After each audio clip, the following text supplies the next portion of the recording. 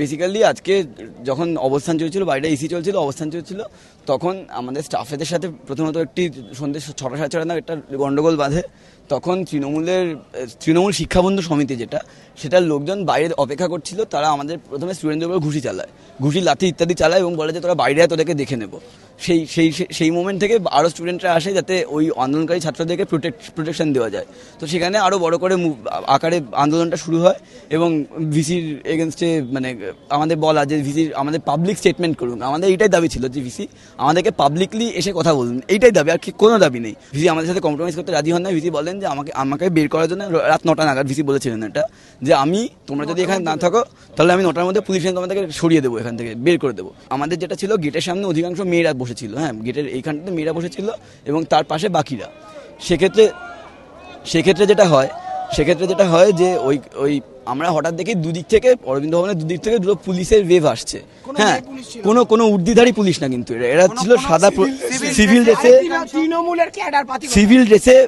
ড্রেসে চটি পরা পুলিশ। হ্যাঁ, তাদের কোনো অ্যাফিলিয়েশন নেই, কিছু নেই। আমরা তাদের কাছে আইডি কার্ড দেখতে চাই, তারা আইডি কার্ডও দেখাতে পারেননি আমাদেরকে। তারা এসে ছেলেদেরকে সরিয়ে মেয়েদেরকে লাথি মারে, মেয়েদের বুকের ওপর দিয়ে চলে যায়, গিয়ে মেয়েদেরকে জাস্ট পাড়িয়ে যায়, জামা ছিঁড়ে দেয় এইসব করে।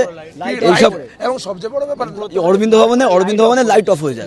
কোথা থেকে হয় আমরা জানি না, অরবিন্দ ভবনের লাইট কোনোদিন অফ হয় না। অরবিন্দ ভবনের লাইট অফ হয়ে গেল। 30 জন ইনজিওর্ড, আমাদের 2 জন আইসিইউতে আছে, তাদের অবস্থা খুব ক্রিটিক্যাল, একজন ভেন্টিলেটরে। 37 জন স্টুডেন্টদের নিঃশর্ত মুক্তি। ঘটনা বিশ্ববিদ্যালয়ের বুকে প্রথমত ভিসি, রেজিস্ট্রার, প্রভিসি এনাদের পদত্যাগ, যে লোকজন আছেন তারা রিজাইন, দায়িত্ব নিয়ে পদত্যাগ দাবি হচ্ছে আমাদের প্রথম দাবি। বিভিন্ন সময় ক্যাম্পাসে পুলিশকে টহল দিতে দেখা গেছে। আজ যে পুলিশ মেরেছে ছাত্রদের এসে, এরকমও ঘটনা ঘটেছে যে ব্যারিকেডের থেকে একটা ছেলেকে এরকম করে টেনে বার করে নিয়ে যাওয়া হয়েছে, 3 জন মিলে মারছে, যারা সিভিল ড্রেসে রয়েছে তাদের মধ্যে 1 জনের পায়ে হাওয়াই চটি রয়েছে। কোন দেশের পুলিশ এগুলো করে যে ছাত্রদেরকে এরকম ভাবে পুলিশ দিয়ে মেরে তুলতে হয়? কোন প্রশাসন এটা?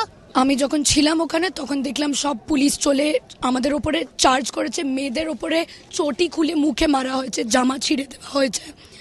তারপরে মহিলা পুলিশ করেনি, 2টো মহিলা পুলিশ ছিল যারা আমাদের মারছিল না। ওরা ইনফ্যাক্ট একজন ছেলে পুলিশকে বাঁচাচ্ছিল। ছেলে পুলিশরা সোজা চপ্পল খুলে আমাদের মুখের উপর মারা হয়েছে। পরে আমাদের তুলে নিয়ে ফেলে দেওয়া হয়েছে। তারপরে আমাদের কারুর কথা শোনা হয়নি। আমরা যখন বলেছি আমরা কিছু করছি না, কারুর কথা শোনা হয়নি। আর তারপর আমরা লালবাজারেও গেছিলাম, কিন্তু ওখানে বলেছে যে কিছু বলা হবে না, কোনো ডিটেলস দেওয়া হবে না, একটা নাম্বার দিয়ে আমাদের ছেড়ে দিয়েছে। আমাদের দাবি হচ্ছে ভিসি রেজিগনেশন, ইমিডিয়েট রেজিগনেশন। ততক্ষণ যাদবপুর ইউনিভার্সিটি বয়কট হবে, সব ক্লাসেস বয়কট করা হবে, যতক্ষণ ভিসি অ্যাপোলোজাইজ করছে আর রিজাইন করছেন, না হলে আমরা থামবো না।